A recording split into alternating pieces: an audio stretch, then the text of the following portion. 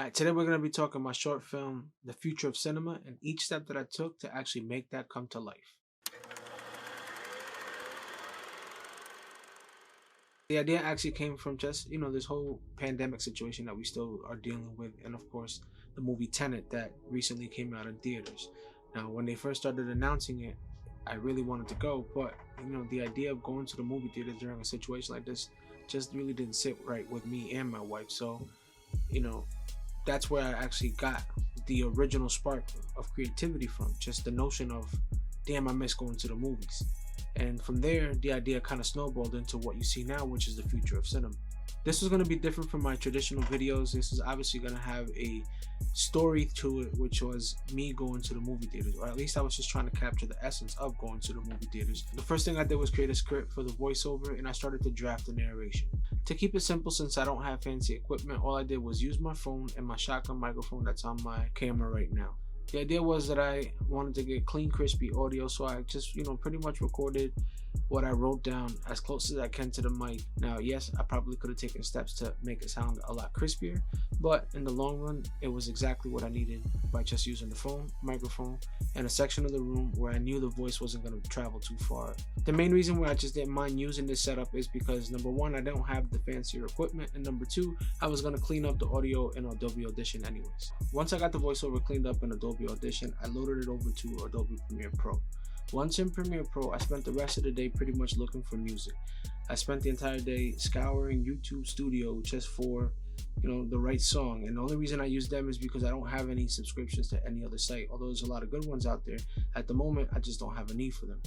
Once I got the song, the voiceover in Adobe Premiere Pro, I exported the MP3 just so that I could spend a couple of days listening to it, just trying to visualize how I wanted this to look. Once I started to formulate an idea of how the film should look, I began pretty much trying to write down my shot list, or just what scenes I needed to capture B-roll wise. Also, instead of just writing them down on paper, I created a shot list in my timeline by using titles as placeholders for the footage that I was actually going to use. Not only does this help pacing and building out your film, but I actually created the title in the same duration that I wanted the scene to last.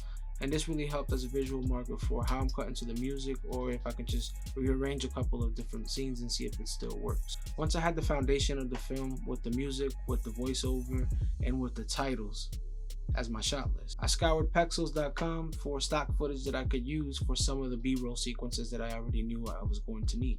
That was the idea walking into this. I was going to use footage that I actually shot along with B-roll to help supplement what I'm actually trying to sell as far as the story. So I started to look for movie theater stock footage, filmmaking stock footage, just various different things that I felt was going to help, like popcorn. I pretty much got as much as I can from this free website. So the first draft of the film was just titles, stock footage, voiceover, and music as I pretty much was preparing to film.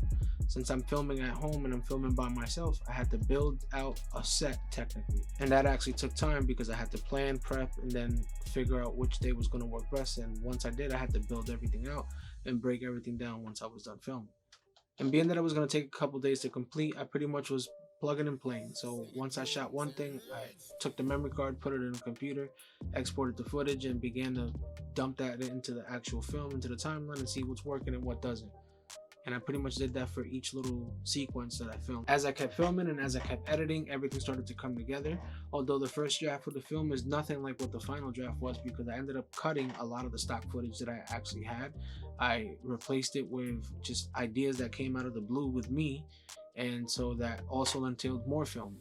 So after I got my main sets done, the main sequences done, I still ended up just shooting a little bit extra because I wanted to go the extra mile. I felt that it was too much stock footage and not enough of me, or at least like the story just wasn't hitting the way that I wanted to. So it was a lot of scenes that I wanted to try that I did and they didn't come out good. And then I had to reshoot them, but that's all part of the process. And actually that was, some of the fun, being able to just take my time and actually work on it as I go. All in all, that's the best process that I was able to come up with for my style of shooting, or at least for my circumstances, because I wasn't able to block, 2 or 3 or 4 days in a row to do it. So I had to just do what I can with the little bit of time that I had. So I pretty much was using my time as wisely as possible. And once I got everything completed, once I was able to put a draft together that I felt was, all right, this is worthy of almost, being worthy of posting, I started to work on the sound design, because that was another element to this film that I really wanted to work hard on, was sound design. And I recently tweeted something that along the lines of sound design being a very important part of your video. Sometimes when you rush it, it just sounds like you could just tell that it doesn't really blend really well with the audio, or it just sounds like you just slapped a couple of sound effects together and to try to enhance the video. While it does, and it is supposed to help, sometimes that could really throw the whole vibe off. You could be watching something that looks really good, you're really engaged, but then you may hear that one or two sound effects that just seemed off compared to the rest, and your ears do pick up on that. So it was important for me to just try to figure out how I was going to be able to blend this voiceover with the music, along with having the sound effects there. And some of the times the sound effects was actually drowned out a little bit by the music, but in my opinion, it's better that I actually took the time to develop that sound design as opposed to not having anything at all. Because even if the music does overpower a little bit, I know that I put in the work, and I just think it adds a little bit of quality overall. I hope you enjoyed this video on how I put together that short film from A to Z, each step that I took to actually complete the short film, The Future of Cinema. If you haven't seen it, make sure you do. Link is in the description. And of course, until next time, consume less and create more.